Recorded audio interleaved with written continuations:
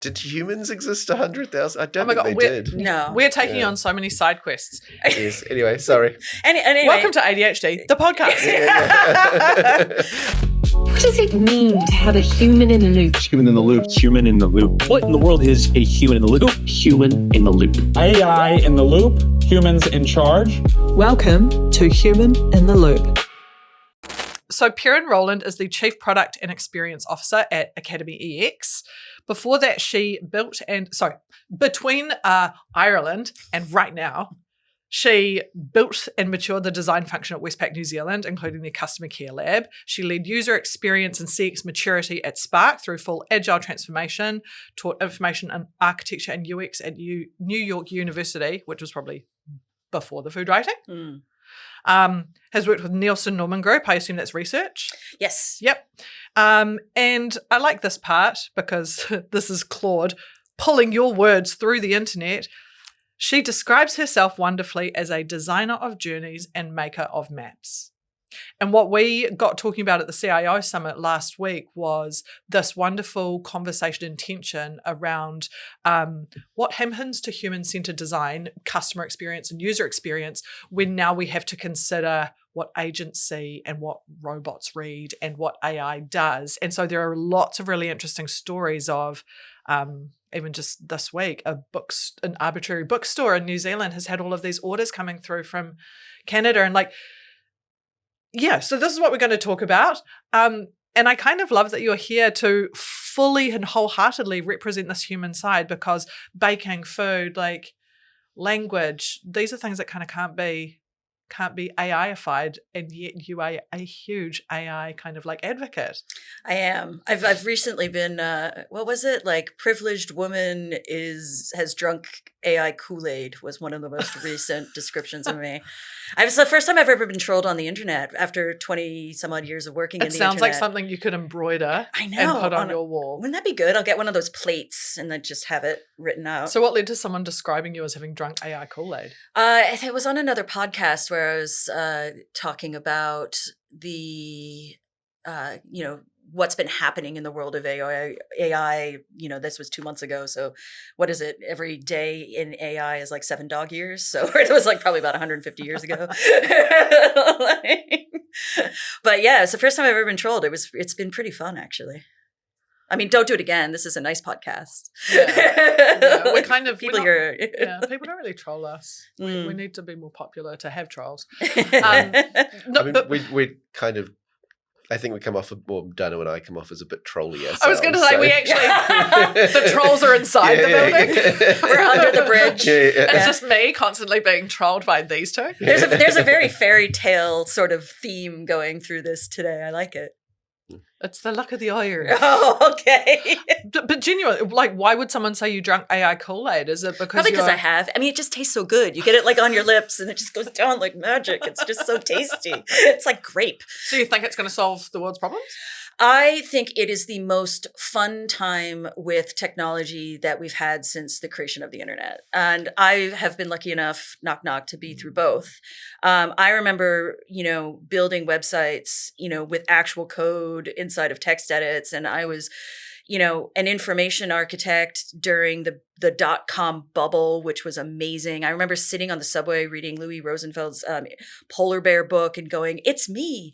I worked for Oracle when I just came out of Carnegie Mellon. So it was, I've always sort of been culturally around digital technology and digital transformation, and the way that the web has become ubiquitous in our lives, even with the increasing gap between those who have access to the internet versus those who don't. It's still been this remarkable technology that's moved us forward. Mm-hmm. And here we are with artificial intelligence and generative AI and agentic AI and machine learning and all the things, and it's just thrilling, and it's scary and weird and wonderful, but I think at the end of the day, fascinating and the most fun that you can have with a keyboard and screen.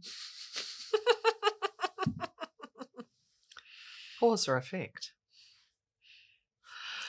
Fun is an interesting word. It is.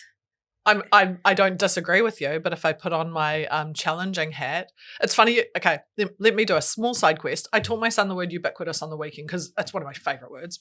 It's a good word. And the reason is because Michael Jackson has this huge resurgence in popularity at the moment with kids. And they're like, oh, there's a song. It's like so popular. It's Chicago. I'm like, I promise you, no millennials know this song. This is not a popular Michael Jackson song. Look, Mum, look, it's like the most streamed song on Spotify. And so thanks, Claude, I found out it's only popular because it was a TikTok sound and it actually was never released as a song. So then also naturally, you know, growing up in the 80s and 90s, you think about what he meant to people, the music videos, and everything that happened afterwards, and the demise and so on. And so I love to have these conversations with my kids of, can you separate the art and the artist? And at what line do you draw? And is it different now because he's passed away and he's not benefiting? But his music is so ubiquitous. It's not the same as, like, I found it relatively easy to cut Marilyn Manson out of my life. You kind of can't cut Michael Jackson out. It is what it is. AI feels a little bit like the art and the artist. You've got these personalities who you could really disagree with, but then you benefit from their technology in your life. So it's like, do I take a moral stand against insert persona I disagree with here, but still use their tech? Or like, even the technology itself, can I continue using something here whilst knowing it might be creating issues over there? Yeah, I mean, there's definitely, like, I was around in the dot-com bubble. I wasn't in Silicon Valley or in the US, right? So I didn't get to see how scammy it was. There's like, so I don't know. How scammy were you? I was so scammy that. Yeah. I don't know whether it felt equivalent to how it feels now, right? But it certainly does feel like, and like I was just thinking about it, it might be more because it's not just AI. I'm getting older, and so this could just be, you know, old man shakes fist at clouds. I knew you were going to say that. Get off my lawn!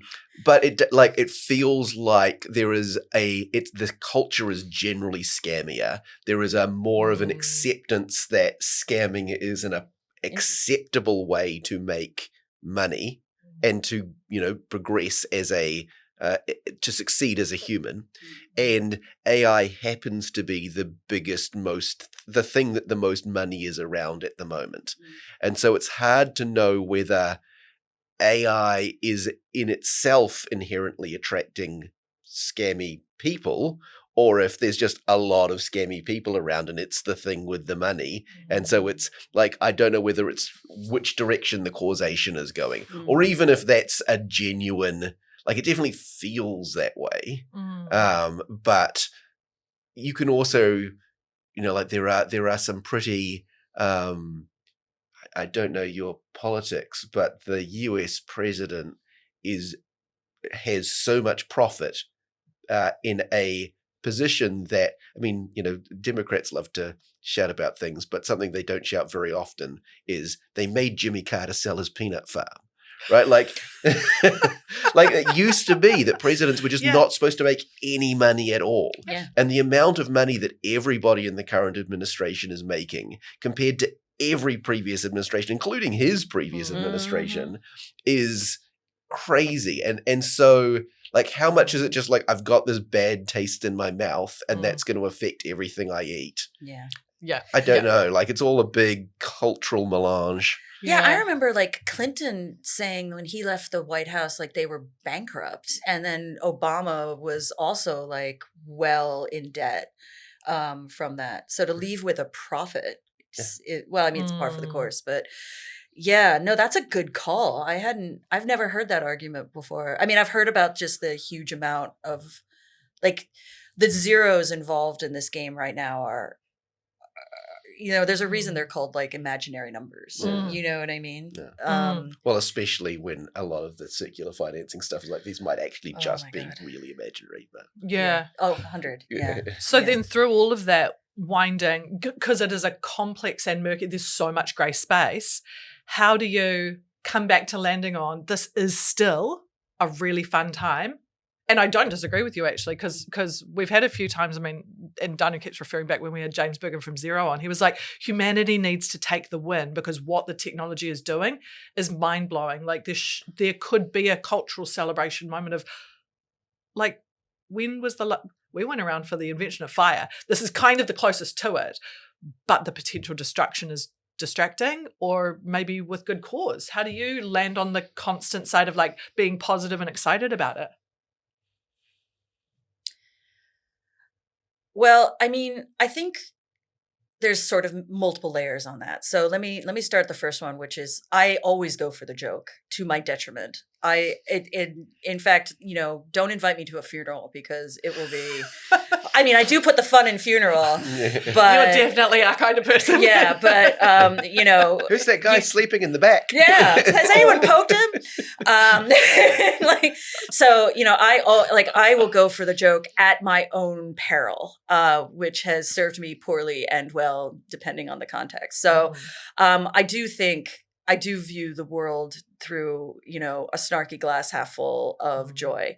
So there's that. The other one is when you think about AI, it's a largely personal journey to start with. So you're not walking in, all the advice around AI was just go play with it, just go play with it. So, you go out and play with it. And I remember one of the first things I did was, I turned an Irish stew recipe into a limerick for my husband because I thought it would be hilarious, and it was.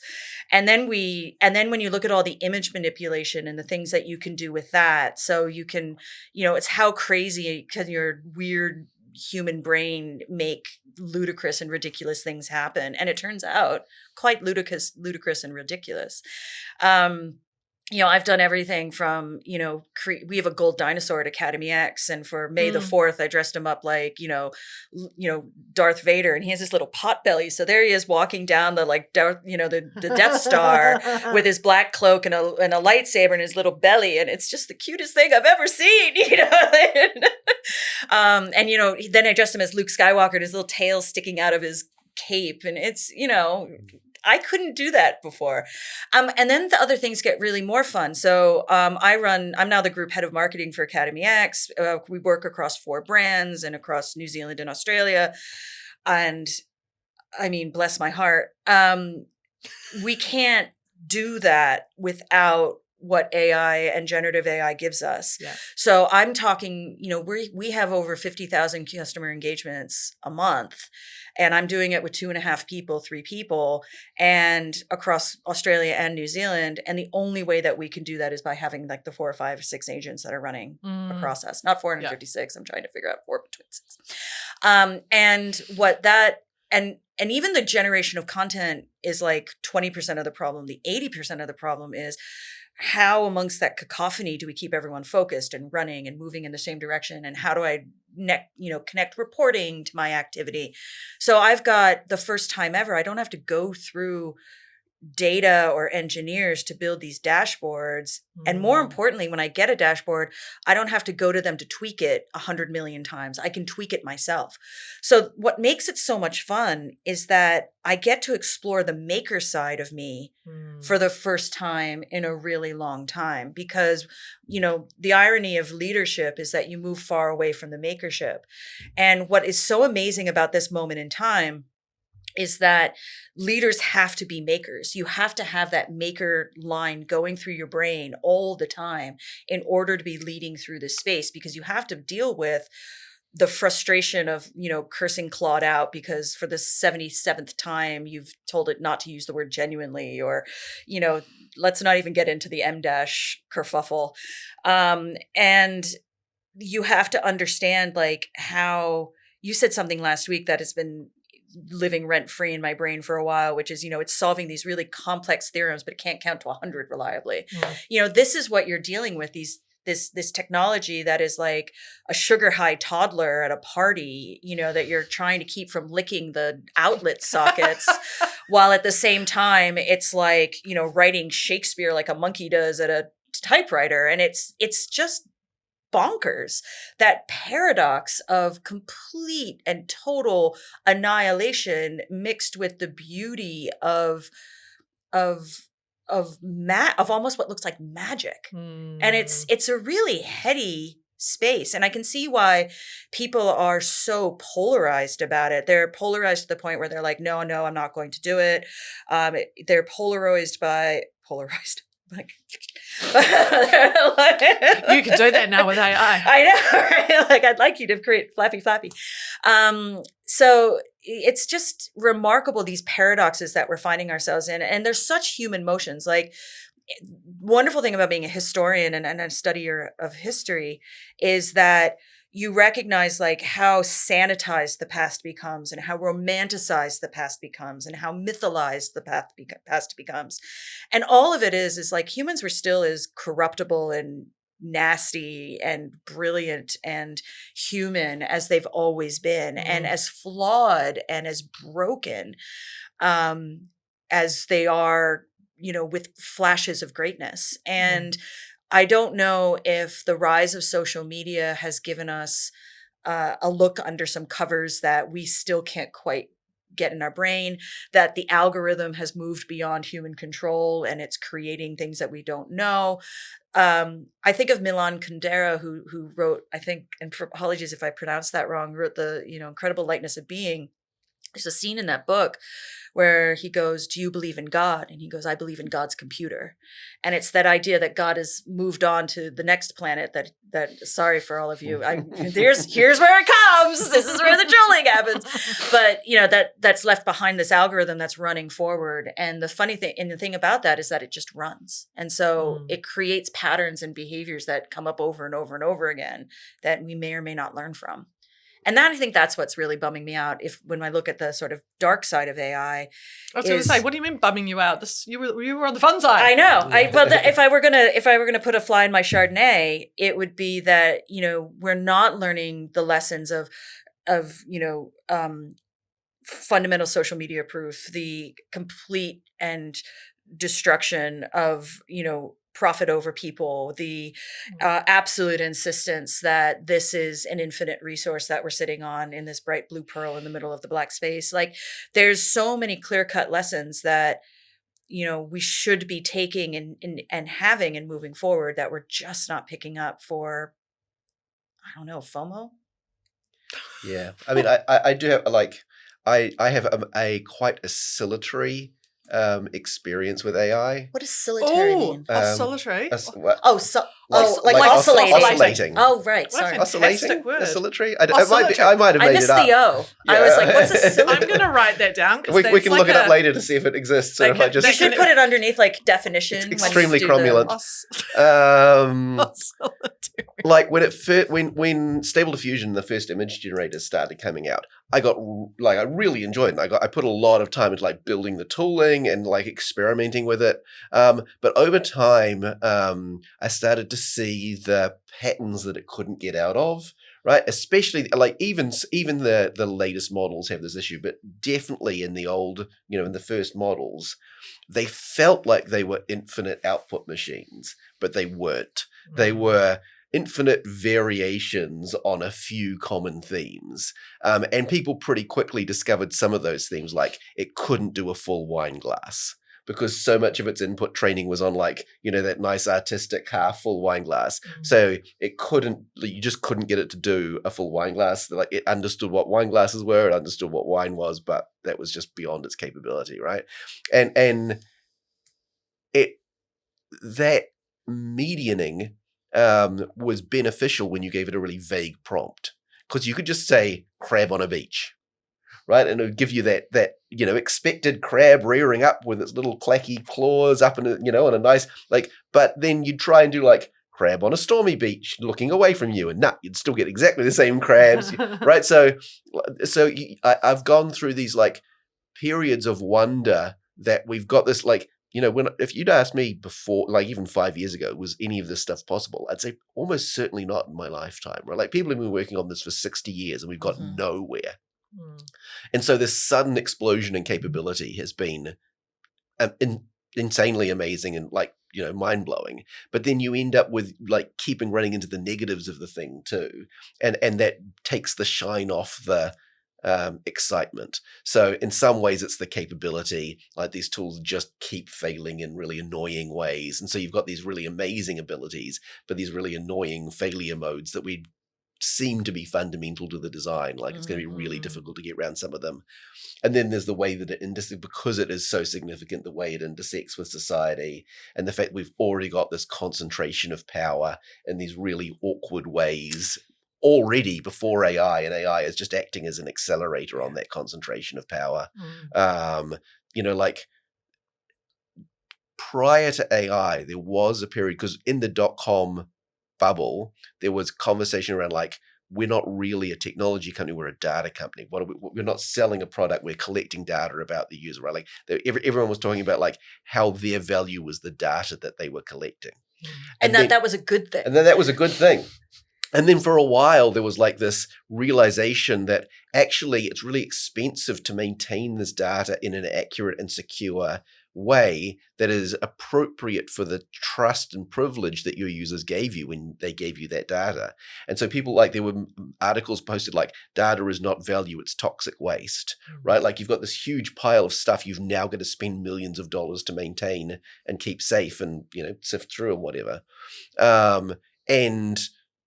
Because AI is so empowered by data, everyone seems to have just completely gone away from that message again, right? Like the CIO summit was great, and there was a lot of different voices, but a lot of it was like, oh, you've got to get, all your data in order. And there was like one thread that was like data governance, but a lot of it was like, how do you make your data maximally available to AI?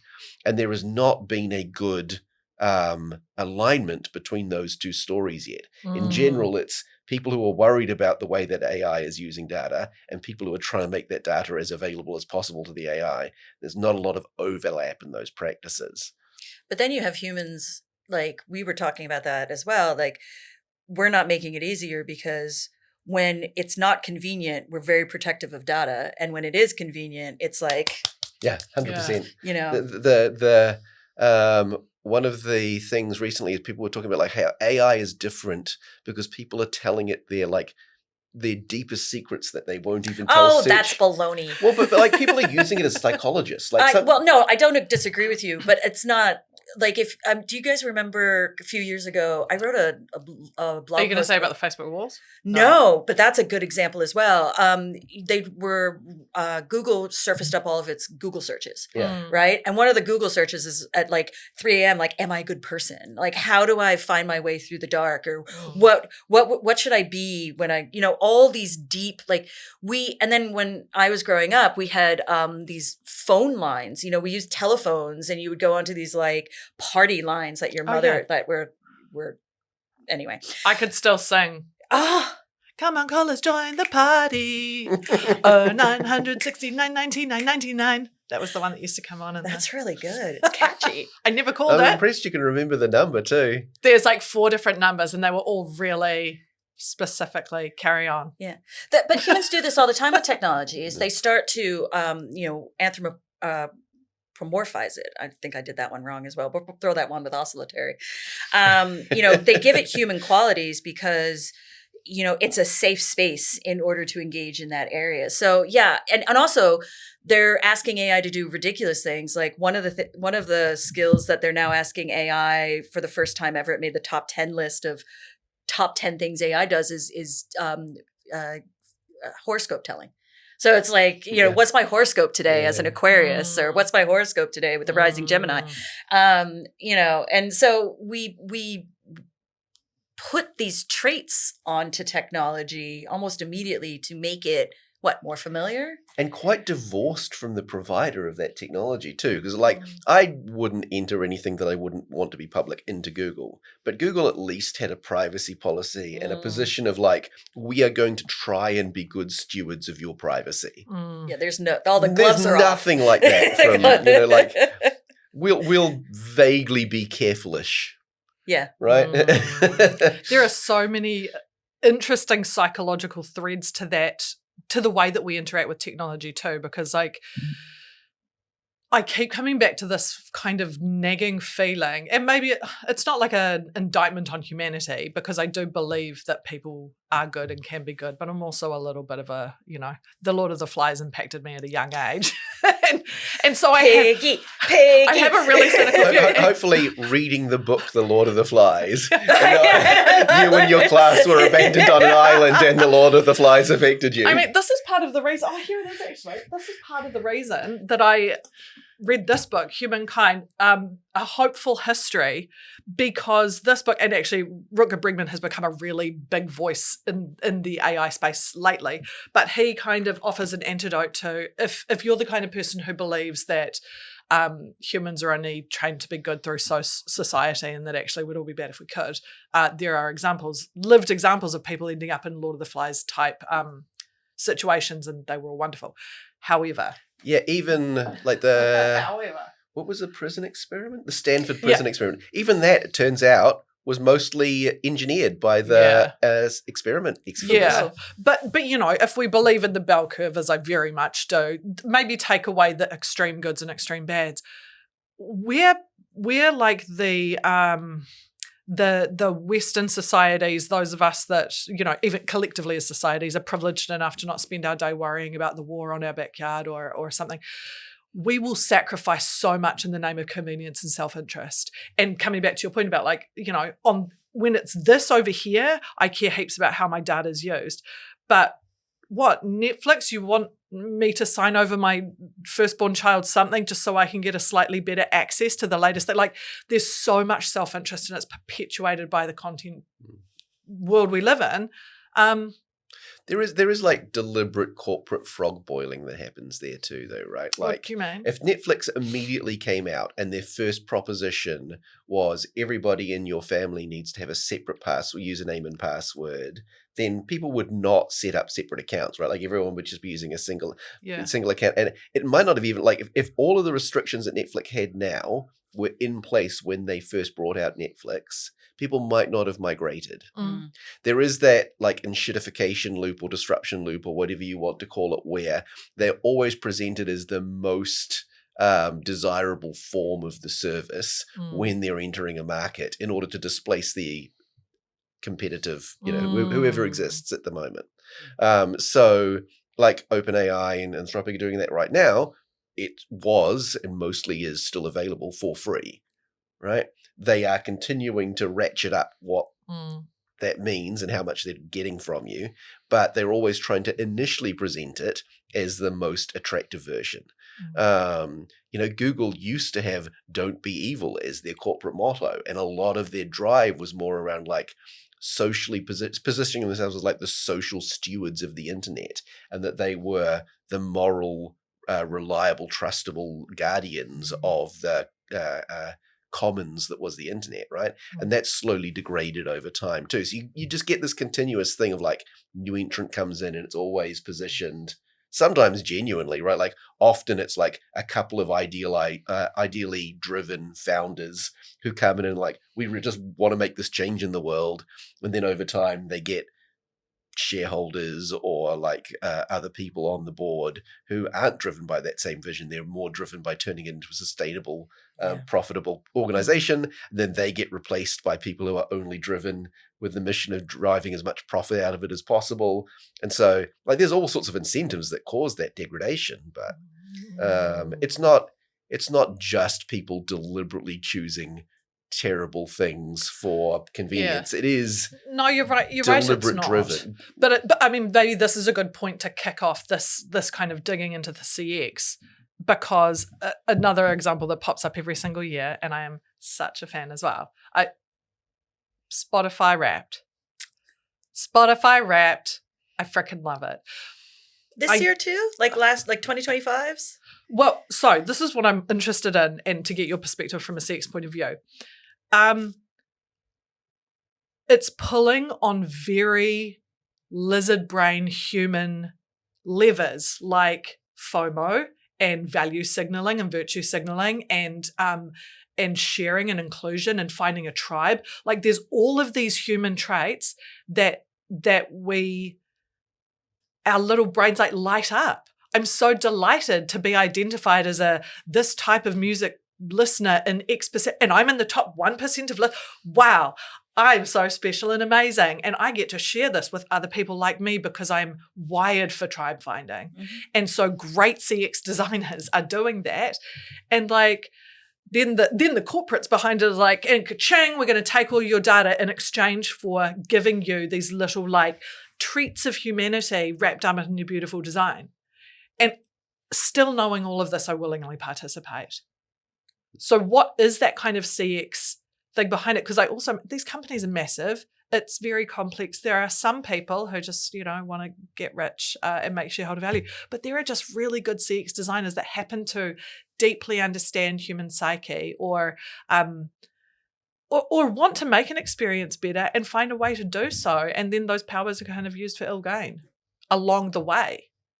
Actually, I mean, most people probably watching a podcast like this would understand CX, but for your UX. But how would you kind of draw a line in the sand these days? Between how would you define dark design versus light design or positive design? Or even like what the activity broadly of CX and then maybe CX is customer experience. Customer experience. And UX is user experience. Are we going to have the debate of what's the difference between the two? Well, you don't necessarily have to draw a line between the two, but like how would you define those as activities? So I always loved, we created the definition at Spark, which is customer experience is the perception that someone has of your business. And the great thing about that is it can be influenced and measured. So what that means is CX is the sort of macro relationship that you have with the organization. So if you're going, I love Spotify because it sees me every year and it tells me the great things that I do, then one would argue that would be the CX of your perception of Spotify. The actual mechanism that recognizes that, it's actually a good story because it was created by an intern, I think is the myth story for Spotify. Is someone was playing around with data, they experienced it, and they wrapped a design around it, and it exploded, and then they monetized the hell out of it because they realized that it had desirability with its customer base. And so, that would have been a user experience that you had. And I think that it's the same thing about getting your horoscope from AI. You feel seen. It has just enough recognition that it tells you something you may not have known about yourself. It gives you that, tasty grape flavored goodness of being significance and belonging. I mean, it's funny, we've never been more included and have yet felt so isolated in this era because we have so many, hyper personalization is what this moment gives you for design and experience. The ability to, be seen as Alana immediately all the time with all of that nudgy and here's all these things and nudging.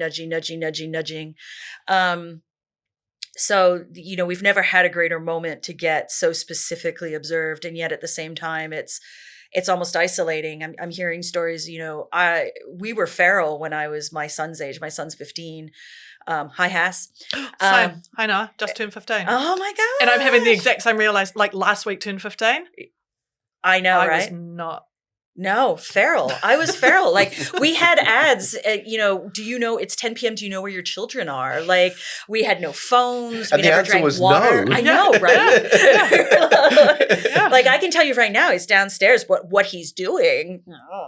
But they are so much more worldly through online, but they are far more socially and physically naive. I don't know if that came out the way I meant to say it, but yeah. Well, their real world access is smaller. Yeah, we are also. I mean, this is a very wide diversion, but when we were talking about history and how people are the same throughout history, not quite, because we spent 4 years poisoning everyone with lead. 40 years poisoning everyone with lead. And there are the murder rate in America and how America was seen as this really dangerous country, that's almost entirely due to lead poisoning.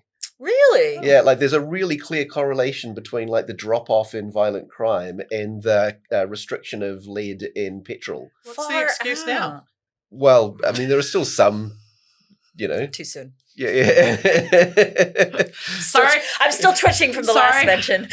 Sometimes I go for the joke to my peril. To your peril. Perrin the perilous. It's kind of a sad story. There's this chemist called Thomas Midgley Jr., and he's kind of the person who's responsible for more deaths than almost anybody else. I love stories like He these. invented Freon. Which caused the ozone layer holes, which caused all that skin cancer. He invented putting lead in petrol to ease cars, which caused all of this mental damage. Dr. Death. He eventually, he got some, because he used chemicals all the time, he ended up like not being able to move his body properly. And Oh my God, he's a doctor. He's doing so many things. He organized this mechanism of levers and pulleys to help move himself around in bed, and he eventually accidentally strangled himself with his own machine. This is the best story I've ever heard. So just the least lucky guy in the world. Lucky? I think that is all Sounds like through karma. design. Yeah, no. Oh my God, he's a doctor. Look at what he's done. So anyway, so lead, like there are like things we've done to ourselves, and the rise in depression, right? Like there is a measurable rise in teenage depression from social media. Yeah. And so as we've become this single-ish global culture, mistakes that would only affect small portions of the population start to affect the whole population instead. Yeah. Yeah. So This is amazing. the problem with digital is the scale. So social media mapping to AI, how do the benefits and proven awful things that go along with it balance out on a scale? Because with social media, for all of the horrors that it has pushed onto a generation of teenagers, there are also teenagers that have access to friends and community that they never would have had. So there is, but it's too hard to measure the net positive versus the net Yeah, loss. I mean, you can even tell from like the social revolutions that social media helped cause, like the Arab Spring, but then also the racial genocides that have been supported by it. And like you could even see in real time, there'll be like the news going, oh, it's amazing, social media has supported this new revolution. And then the wrong people came out on top at the end of the revolution. And then the news was like, oh, it's terrible, social media has supported this, so is it that Islamic the bell curve is uprising or just being whatever. stretched at each end? I mean, it's the same with AI. There's so many good things coming out of it, but there are so many awful things. And that's why I keep coming back to it's too complex to go, is it a goodie or is it a baddie? Oh. Well, you said fun at the start of the I did. I mean, our goal is to make everyone hate AI by the end of the just get a bunch of people who like it and convince them they're it's something wrong. we're all going through. But on that little diversion train, we were mid-thought on CX. well, I mean, I don't think being able to hate or like AI is possible. Helpful. Like we don't hate or love lead. You know, we don't, though I do 100% love that story. Sorry, back to CX. What was the question on CX? I'm still like, I'm pulling myself around my house with pulleys and levers and seeing myself. We'd gone move this through way. like what the definition of it was, and then and then we got, we're really good at this. And so user experience then is an offshoot of human computer interaction. So, you know, when we talk about people loving computers or loving technology, again, 1960s IBM, you're looking at designers wanting to create interfaces between humans and computers that create, I think at the beginning, productivity and ease of use, but then quickly morphed into, you know, design and desirability and, you know, the wanting to be on these machines and the feel of a good keyboard, or now like, bless our hearts with keyboards, everything's voice prompted. I mean, this is where the relationship with technology is both fetished and enjoyed and marveled and horrified. And that's why I don't think it's, you can't, if you put an emotion like, oh, I love AI or I hate AI, we're doing that thing again where we're creating that relationship with it. If we think of it as a tool, as something that you use and exercise activity and function and intent with, then you're able to move into that space with a lot more clarity. I think what we're also talking about with AI is the relationship we have with capitalism, and how, when you bring amazing technology into the world of profit and for profit's sake, I mean, these billionaires can't give away their money fast enough. And bless her heart, Bezos' ex-wife, whose name is escaping me, and I'm so sorry. Scott McKenzie? Mackenzie is Mackenzie the last Scott? name. Mackenzie Scott. Yeah. There it is. Very good. I mean, but still, Mackenzie Scott, she's writing checks with so many zeros and still not depleting. In fact, someone was telling me Bezos fought that divorce tooth and nail, but came out richer at the end of it, despite giving away half his fortune, which was bananas. Anyway, that's the math so you remember the math FTX? doesn't math. Pardon? Do you remember FTX?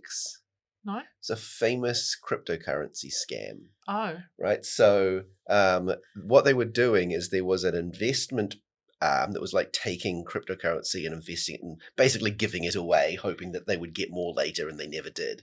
And then there was supposed to be a bank where you were storing your cryptocurrency and it was nice and secure. And the same guy and the same people were running both. So they were just taking the money from people's accounts and using it to invest in shit because they figured, oh, well, we'll make money back. So it's a Ponzi scheme. It was almost one of the most famous cryptocurrency scams. He's gone to jail for quite a long time. Now has a book tour. It is huge on TikTok. Even though they lost 90% of people's funds, or what, like, I don't know the exact numbers, even though they lost like a huge amount of people's funds, everyone still got made better than whole in the end because cryptocurrency went up so much in the meantime. And then I've forgotten his name. Just doesn't matter. I can picture him in my head, but I can't remember his name. But he was like, I don't even understand why I'm in jail when everyone made a profit. What was the scheme called? I need to look at it, FTX? because if it's who I'm thinking of. Curly-haired guy. Sam Bankman-Fried, is that right? Yeah, actually, Sam Bankman-Fried. Wow, I felt you pulled that from the back of your brain. Yeah. Like I could viscerally feel that being. Well, also because I just do woven this out. thing where anything that starts with the same letter is the same thing, and sometimes not even the same letter. Palmerston North and New Plymouth are the same place in my head. That is a national controversy. Yeah. Everybody suffers from that. Yeah, it's a crazy phenomenon. Yeah. And so if you've got the same name as somebody else who I kind of put in the kind of scammy basket, I'm going to have a really hard time separating you. So as two separate Sam's don't rank highly in your world. Well, we've got Sam's got a that great work Sam. at Rush, so he's great, yeah. He also hasn't tried to steal billions of dollars, to my knowledge. To Certainly your not from me. knowledge. Well, if anyone would know, it's the CISO. I love hope. thinking about customer experience, and because I love using products. I love being a consumer of stuff. I love finding that a digital designer has placed a button in like just the perfect place that makes me go, I love that they made that choice. And what we see a lot, and that's just digital, I appreciate the physicality of it too, especially when I think about banking, like coming back to banking, the way in which branches have changed over the last 10 years, like physically what you feel when you walk into a space, the way that it smells, the way that it sounds, the way that they've created these almost like, it's like the brief was, it's a bank, but make it feel like the Koru Lounge. Yeah.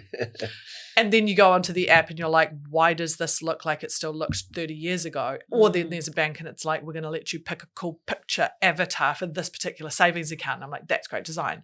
One thing I'm curious on your view on, because you see a lot of the brief or remit of a designer and making an experience better is to make an experience easier. So how do you feel about the requirement for friction in a system? And do you think there's enough friction in AI? Ooh, I love friction design. Golly, where to start with that one? Yes, I think we need more friction in AI, but I think it also comes, like, it was interesting, like realizing the latency, like that's a designed friction. So when you're using Claude now, you almost started off on a task and then you go do something else and then you come back. It's like setting a pot to boil or putting on the kettle and then you come back and make tea. There you go. Using AI is like making tea. There's the sound out. So there's the latency design in that. There's also the fact that it takes you down rabbit holes really quickly. So there's friction there. Like, I think there's so much friction in AI, actually, now that I sort of break it down. Like, I mean, it's amazing we get anything done with it now that I'm thinking about it. the one that no one's really settled on, that I don't know if they're like doing deliberate design, I assume they are at this point, is how sycophantic it is, right? Because OpenAI famously had one of their versions of ChatGPT be too sycophantic, and like it's like the Matrix, right? Like, Yeah. we lost a huge farm that year. Yeah, and so it was like everything that you'd say was like, oh my god, you're the most incredibly amazing, intelligent person. Like, it was just way too sycophantic, and so they retrained their model to be significantly less sycophantic, and people hated it. Like, literally, they were like, it was one of the only times I've seen them where they like released the new model, and then after 2 weeks they were like, we're bringing the old model back because so many people hate the new model. Yeah. And so because sycophantic, like, it's kind of what's the opposite of friction? Ease. Yeah. There you go. So sycophancy is like tuning sycophancy is like tuning that friction ease axis, right? Like, the more sycophantic it is, the more you want to engage with it because it makes you feel good. Yeah. And the more it's like, no, you're wrong, and I'm not even going to help you figure out how to get, just like sometimes I've because Anthropic do, I think, focus on sycophancy. And so I've definitely had Claude just say, you don't want to do that. And then just try and like basically end the conversation. Usually when it doesn't know, and it'll never say, I don't know, but it will. I'll tell you a little user experience or I suppose it's a design experience thing that I don't love about Claude, and I don't know if it's replicated in other LLMs because I only really use Claude. I hate the endless scroll of my chat history. I want an easy way to file things in ways that make sense because I'm having chats about different things. There are some chats that I want to one and done and I want to delete them straight away, but I'm also moving at pace. And then maybe after a week I'll come back, I'll realize there are way more chats than I even remembered having. Yeah. Some of them are about the podcast. Some of them are about marketing. Some of them are about, I don't know, personal questions. And I want a way to partition them inside Claude that doesn't mean shelving them into products. I want a way to easily delete some and not others, kind of like a Google Drive system. That doesn't seem to exist. And if I want to mass delete, that option is there because you can go select all, click, click, click, click, click. But it's named these chats in very arbitrary ways. And I then have to open every individual chat, remind myself what it was about, and decide whether or not. Oh, baby. No, build a skill. What's a skill? Okay. So what you want to do is you want to go into and say, this is what I want you to do. At the end of every week, I want you to look for these markers that show that these chats are not to be saved any further. And then it runs it as a weekly scroll across the space. Excuse me? And then, or what it can also do is you can say, looking at the last 7 days of chats, theme them out for me. What are the patterns that emerged out? I want you to remove these things from the memory. I want you to put these things over there and do these things there. And you run them weekly. You can even have it set up as a cute little dashboard. And that is then telling you, it's like Spotify every week. I don't know why I'm writing this down. I'm literally going to watch this podcast back. Do it anyway. It's fun to watch. I'm going to write it down because I'm not going to review it for like 3 days and I want to go back and do this now. Yeah. So, because also there are chats I want to merge, or there are chats where like intelligence is now spread across 3 or 4 chats. And this is actually a good one for Fable versus Opus or Sonnet, because it can actually, if you get the prompt right, it'll just move right across the space really at a surface level. And then you build it, automate it, throw it back down into Opus, and then you can run it regularly. I do this all the time. One of my favorite things I've done is my granola now turns on for every meeting, not this one. Mm-hmm. So it's safe. God forbid it's being recorded by more than one session. But, and then at the end of every day, Claude connects over to my granola, pulls the day's meetings, pulls out all the to-do lists, and throws it into a Notion-style to-do list that I then check the next morning for things that I have to do. And now I've got it patterned across various projects. So it's sort of like having this, I mean, it's depressing because I think now it's like to 150 things, but, and it allows me to check things off and tick all of that off, and then runs it every day. So now I've got a running to-do list that says, these are the things that you're responsible for. Here's what the team said that they would do. Here's what area, this is the other stuff. And now I've got this running agenda that comes back in every day. So things like that. And then it deletes it out. I have 75 pieces of separate paper that I carry around in a bag. Yes, I do too. It's nice. I like the way my handwriting looks. That's a lost skill.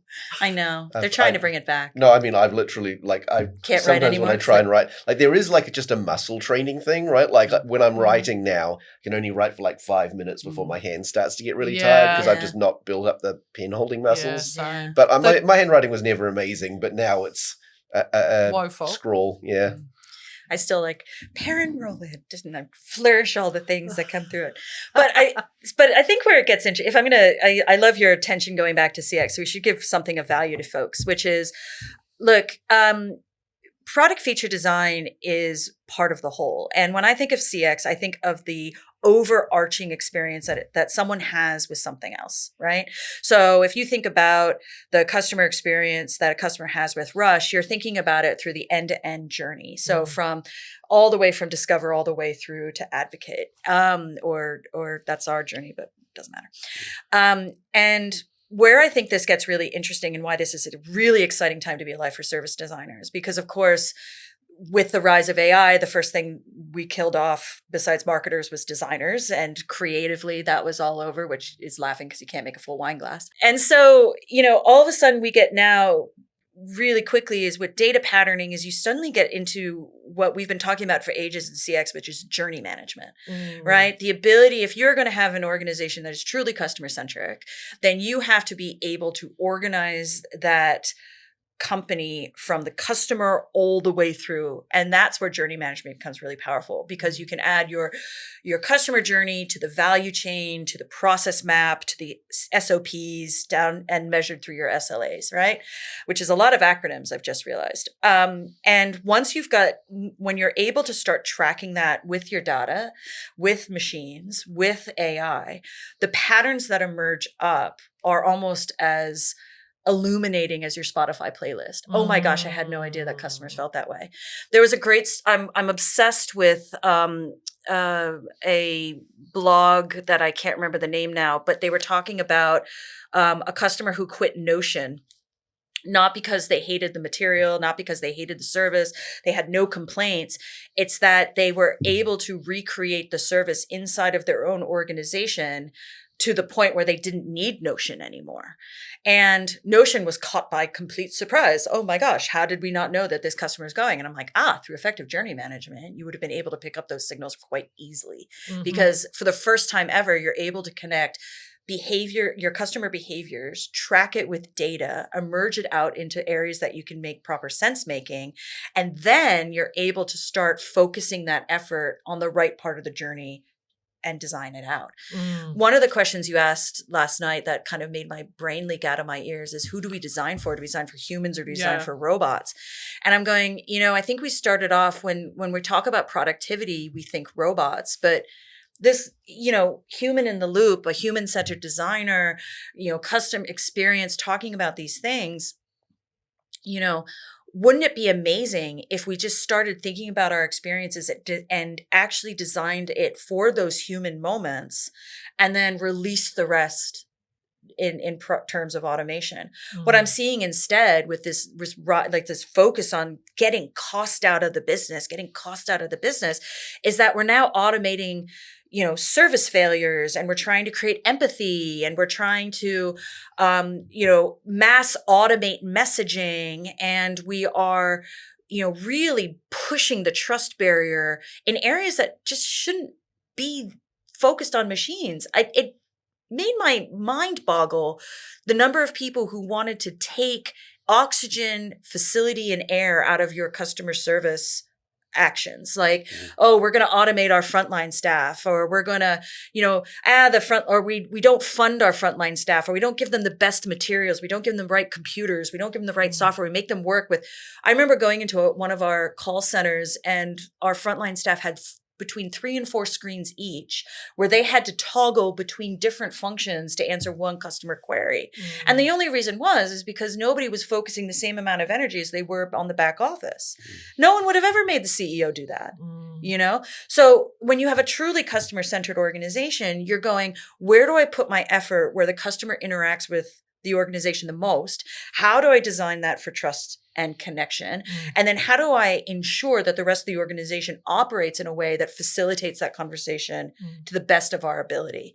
And that's where I think service design and customer experience is about to have its moment, because if we can move away from going, let's get the machines where they can save us the most amount of money, take the most work out of the business, blah, blah, blah, as opposed to going, actually, what's the relationship we want to have with customers? How do we design that relationship out and then reorganize our operations to that, where we can automate and move information as quickly as we need to in a trusted way that allows us to do so. Problem is that so many of our businesses right now operate in a black hole of operations. We don't know how X becomes Y. We don't know how that widget becomes a wadget. It just does. And that's what's going to get us the most if we don't start unpicking that darkness. There's a sort of, I guess it's a new logical fallacy. Something I see a lot of organizations do when they look at AI is they basically extrapolate trend and try and figure out how that's beneficial for them. But whatever trend they're extrapolating, they always stop that extrapolation at the point where it's maximally beneficial for them. Tell me more. So we can use AI to reduce customer support calls. Sure, but your customers can also use AI to massively increase the amount of support they're asking for. And most of the value that you provide is in customer support, right? They don't come to you because you're well, maybe for Amazon, but like there are loads of logistics companies, right? They're not coming to you because you've got a big, cool web catalog. They're not coming to you like, why am I spending, 30, 40% more to buy from a New Zealand retailer than from the manufacturer in China? It's because if something goes wrong, I'm hopeful that there will be some way that I'm able to get a resolution. And if you're continually driving all of the value out of your organization, what's left? Why am I still interacting with you at all? Right? Why am I not just using AI to, find where I'm able to maximally gain my value? Recently in the UK, the employment courts have become overwhelmed because of the number of people who are making labor claims, probably legitimate labor claims, but it used to be that the friction of going and finding a lawyer and paying for a lawyer meant that people just wouldn't pursue like a small claim, right? And so I hear so many people talking about like because of what AI is going to do, it's going to let us drive all this cost out of the business, or it's going to let us, drive this efficiency.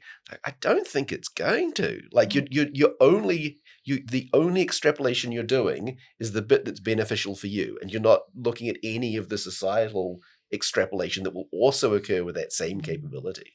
I mean, if you take that up a level into sort of personal use, it's, hey, AI, write this email. Hey, AI, read this email. All right, draft a reply. Hey, AI, read this email, draft the reply, and you've got that going back and forth, isn't it? Because the eventual endpoint of that extrapolation is always humans are completely boiled out. Right? Like it's just AI talking to AI. Like a year ago, I remember seeing like this common thread on Hacker News when people were talking about like students using AI to do the homework, their homework. It's like the point is not to get the homework done, right? Like the teacher is not getting any value from the copy of the homework that you've done. The point of homework is to learn something. And by having AI doing the homework, you're boiling all the, yes, the thing is still getting done. Yeah. Right? But you've boiled all the value out of that activity. It would be like putting your Garmin or Apple Watch on a robot and asking it to run a 5K. You didn't get any fitter. And to be clear, that still does it. Like I remember, I used to drive my motorcycle around in Thailand all the time. It was a pretty vibratory motorcycle. It was like a 2-stroke 1000cc, so it's pretty shaky. And my phone thought that I was running, and so at the end of the day, it told me I'd done 48 million steps or something. Yeah. Now, obviously, hadn't. It still made me feel a little bit good that my phone was saying, what a good job that you've exercised. You're in the top 1%. And marketing, we call those vanity metrics. Well, metrics is interesting, right? Because that's where, I think that's the other problem, is that we've had all these metrics for ages around going, NPS and voice of customer and satisfaction scores, all of which are blunt measures of customer experience. And so what does it actually mean when the behavior does one thing, but they're saying another thing? Where does that show up in times of those arguments? Yeah. And, when we're thinking about, businesses and how they're training productivity, like we go back to the same 7 measures over and over again, which is how long does it take me to do something? How often do I have to redo that thing because I didn't do it right the first time? How many steps did it go through for that thing to get done? How much money did it make me? How much did I spend? How happy are my customers and how happy are my team? And if we go back to those 7 over and over again, again, you're able, I think what we've got is this reckoning, which is in the same way with digital, like, all of a sudden everybody had a computer on their desk. That wasn't normal. My dad didn't have a computer on his desk he probably did, but for ages. And most of his business was done over the phone or in the bar in the restaurant, right? So now most of our business is done over email and now chat and then social. And then, now, we're going through AEO and we're going, well, how does our business happen through artificial intelligence agents and interactions? And all of that requires you to rethink how your business is going to achieve those 7 metrics within the new context of its space. And the way you've got to start is, how are my people going to want to deliver this service and how is that service going to be received? How much of the current world we live in, is this a chicken and egg? Is the system we're in now designed because people increasingly hated being on the phone? Or do we increasingly hate being on the phone because all the opportunities for speaking to people have been taken away from us? We see all this evidence that people... Have you ever had a business that you really just wanted to talk to a human being and for love nor money you cannot find a phone number that connects you to a person? Oh, and it repeatedly. Is horrifying when you need that. I have the opposite. Sometimes I think I've mentioned this on podcast before. I need to interact with building supply people. So I needed some glass cut to make a 3D printer. Yeah.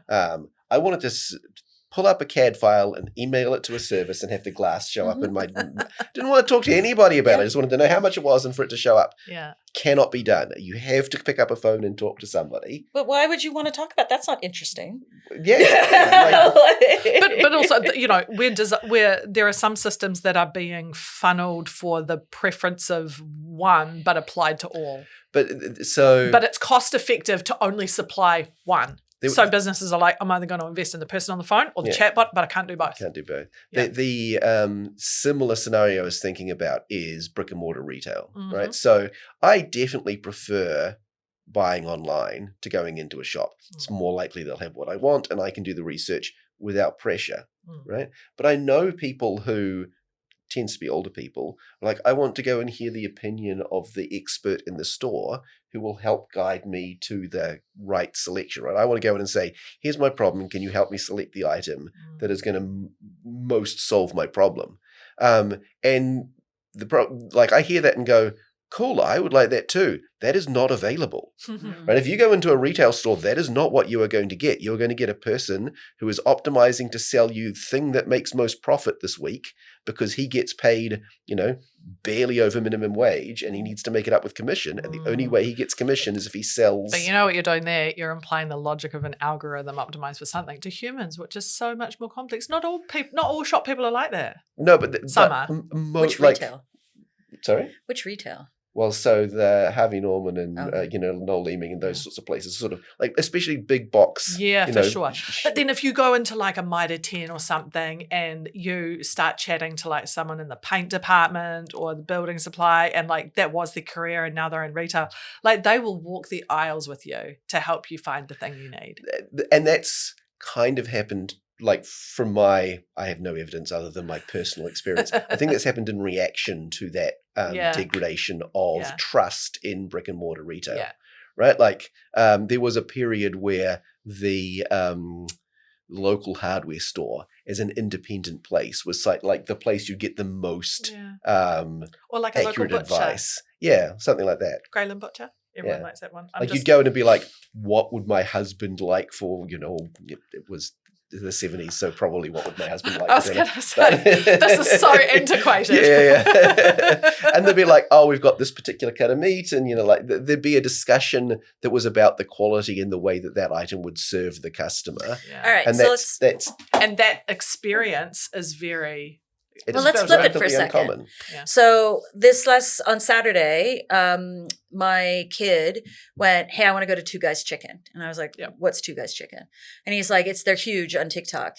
And he showed me 5 videos, and we have one that's opened up in Birkenhead. And Steve and I were feeling, a little fragile and emotional. And we're like, absolutely, chips and chicken sound great. So we all hopped in the car and we headed over. And Haz was thrilled. He was like, he was living his online experience in retail, so to speak, right? And we look over to the left of us, and there was this couple, and they had an iPad with a light around it, and they had this video thing with the fuzzy mic on it, and they were having this full social media moment, and man, they did not look like they were having any fun whatsoever. And we were astounded because we were just staring at them going, in Birkenhead, in the Highbury Mall, they're, having this Two Guys Chicken online moment. And we're having this Two Guys Chicken offline moment. And we were having way more fun than they were. They were eating it. And I've never seen two people look more sad eating fried chicken and cheesy mozzarella sticks. And I was like, have you seen the CEO of McDonald's eat McDonald's? Oh, I know. That was hard to watch as well. Because he looked really sad. I mean, but this is the difference between an experience and a product, right? Because he was like, oh, the product is delicious. And you're like, He didn't even say the product is delicious. He said, I love this product. That's what it was. There it is. Without even explaining what about the product he loves. He probably loves the profitability. You know that guy threw up afterwards. He was like, get it out of me!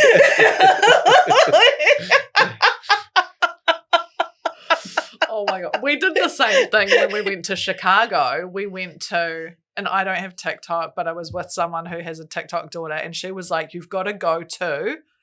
And they're like chicken wings, and you dip them in. No, chicken tenders, and you dip them in. Do you know what this is? Yeah. No, but yes.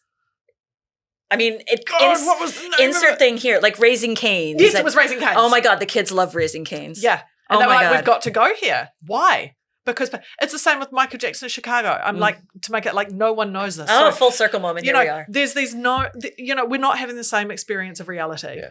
We're having a version of reality interpreted through our online experience. But this is the reverse of the retail conundrum that you've got, which is they're wanting to go experience what they're seeing online in the real world. And it's that connection that retail has an opportunity for, which is its own sort of mind fuck that we all have going on as slightly elder statesmen in this brand new world.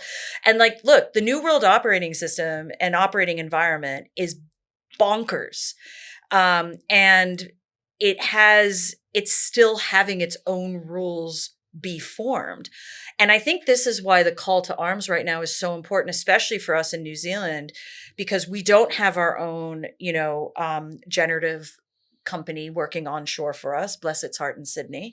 We are grappling with can we make money off of data centers, which I think that window is pretty much closed. I'm sorry. I still think the space thing is going to happen. You can at me and hate me all you want, kiddos. You can, there's this space now where New Zealand's really got to figure out what kind of pot it wants to sit on or get off of. And we're coming very quickly to that juncture of going, right, we can design our future for this, which is why I think it's joyful and fun and exciting. Or we can have it designed to us. And I think agency is always going to be preferred over automation. I think autonomy is always going to be preferred over being subjugated. And we really have this moment to decide where it values to us. And so when we think about the experiences we want to have and the ethics we want to put to our data and the agency we want to put towards our usage of it and what sort of relationship we want to have with each other and the rest of the world and alien overlords, and long may they live. This is that moment where we're really going to look back at and going, oh, that was it. That was the time. And I think it's now. I think it's happening now. And being part of that conversation is such a privilege and a joy. I just hope that we, stand up and do the right thing for it. And only time will tell. And it won't feel right until it's all done and dusted. And we'll go, oh, thank goodness. Or, oops. I know when our brains are in jars, we're going to look back on this time. I know.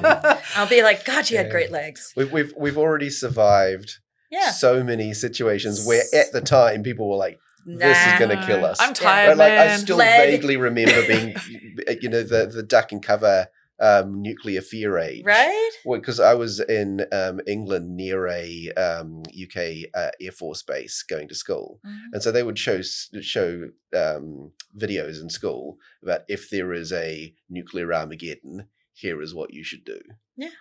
I mean, and everyone was like, this might happen. We all own history like that. We all are in spaces where you're like, oh, this is a moment that's before and afterwards, and I hope that our humanness and our humanity and our planet-centered design and all that sort of stuff comes forward, because, AGI is barreling down us like a freight train. I'm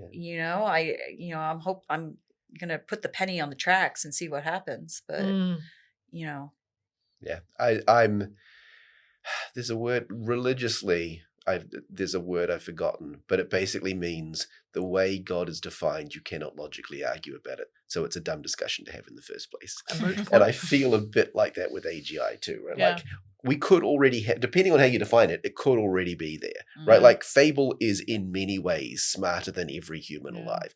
Dumber in many ways too, but depending on how you define it, it's already more capable than most people. It's kind of to me like quantum, or when you hear that there's this type of mantis shrimp that sees like 16 more colors than a human, and it's like my human brain has not got the conceptual power to even understand what another color might be. It punches so fast that it kills fish with shockwaves. That's the bullet shark. Is it also the mantis shrimp? Yes, the mantis shrimp is amazing. Yeah. And everything I learned about is by the guy who wrote that, don't throw the burrito game. Oh, he's actually saying I'm sitting here like spitting facts about bio, but actually it's him. And he's also got the best cartoon I've ever seen about sports ball, where you're just like looking at a screen. It's like he's got a really good one about like he's an ultra marathon runner.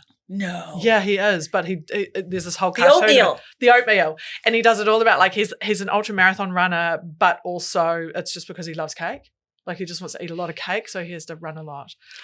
We've taken so much of your precious time, so I'm going to ask you, maybe both of you, one last question to close us out, because I think this is kind of like a nice.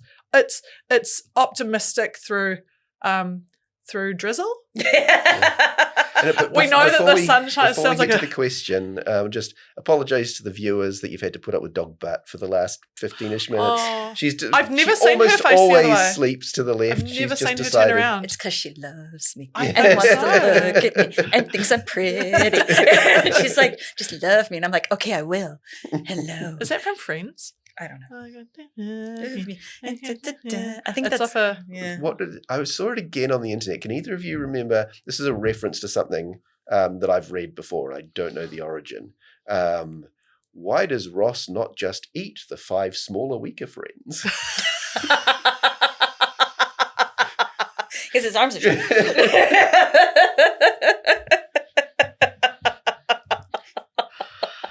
Oh, Friends, ubiquitous. Yes. There it is. It's ubiquitous. This was the question that blew your mind when I texted it to you last night. I don't know if there's an answer, but you each may have a turn. What's the CX problem everyone's trying to solve with AI right now, and AI is not the right tool for it? We've covered a few of the things in this chat, but if you were to go, guys, stop using AI for this. This is a human first job. You got to keep it that way if you want to keep your customers. It's human. It's using it for human recovery, empathy, and connection. So it's going. Here's the company as human. AI then translates that company voice into connection and then sends it out to customers. And that's the heart of all of the challenge. So if you're doing service recovery, you're using AI in order to build that trust experience without any sort of support around it. That to me is the biggest the biggest thing, and we shouldn't be using AI for that. I think also the other problem that we've got, I mean, it all kind of comes back to, again, the relationship that you want to have with customers. So if you're using it for those sorts of activities and you're accelerating bad process decisions, you're going to find yourself quite in the trouble zone for that, because you're going to find yourself agreeing to things that shouldn't be there. What someone was talking about, the tribunal thing in England where they were bringing up labor. So same thing here in New Zealand. We've got a whole bunch of people bringing to the tenancy tribunals all sorts of AI generated things and demanding, recompense for things like $80,000 worth of water wastage and, like all those sorts of things. Yeah. And some of them are legitimate, right? Yeah. But AI won't tell you. Yeah. So it'll just like, hey, we've talked about the Subnautica 2 lawsuit before, right? But that was the CEO of a massive corporation saying to ChatGPT, how do I get out of giving this guy the $10 million that we kind of owe him? And ChatGPT just making up this legal strategy that like no basis in fact at all. Yeah. And that's the thing, is that when you've got this tool that makes it look so easy and is so sycophantic and tells you how wonderful you are and how smart you are for taking its advice, and then you go and run its advice, and let's face it, some of the times it's correct and you won't be able to tell when it's not. And so when you're thinking to the future with your company strategies and you're going, oh, great, here's my AI creating all this connection. I don't create a hiring pool, which allows me to train people up to know the difference between good and bad. Yeah, not now, but in the life year of your experience, you're going to find yourself suddenly in a space you never really wanted to be in, which is that you have absolutely no control over your customer experience. You have very little connection to where your customers are at the messy end, and you don't have enough people in your kitty to understand the difference. And that's where you can find yourself in a real point of poo. I have a much narrower focused version of, I think, the same thing, which is if you are trying to present your brand or your organization with a specific voice or style or message, you shouldn't be using AI to do that. The number of slides and flyers and menus and things which are like, this is the only point of connection with your customer where you've got to give them a sense of who you are, and you're using the same over busy generic slop that everyone else is. Like, you've given up you've had an opportunity to produce value and you've not used it. Yeah. This does my head in as well with marketing, and especially in New Zealand, like the number of marketing work that is handed over to agencies where the only activity you have is some manager back in your home space, and you've handed over the connection to your customers to a third party, and we're so comfortable with that.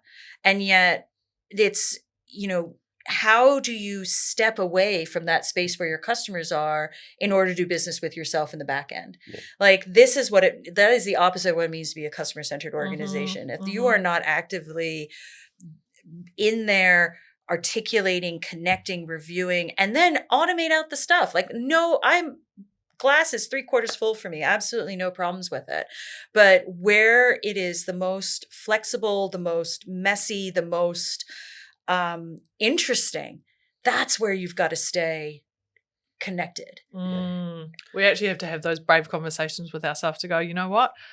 Some of the parts of my job that I don't like are the most necessary to lean into, instead of taking the easy route, which is automating the phone calls, or the face-to-face meetings. Either way, your intent is going to leak through, right? Like, if you're talking to an agency and they're like, how do you want to present yourself? And you're like, I don't care, just whatever makes me the most money, right? Like, that's going to leak through, intentionally or not, in your 100%. Presentation. If you're, going to an AI and like, hey, design me a bunch of content. It's like, what do you want it for? I don't know. I just need some content. I don't care about the customer, right? That's leaking through into the output. I mean, this is what I love about the design process, is that everyone's like, but you come out with this, you come out with this thing at the end of it. Like, how hard can it be? And you're like,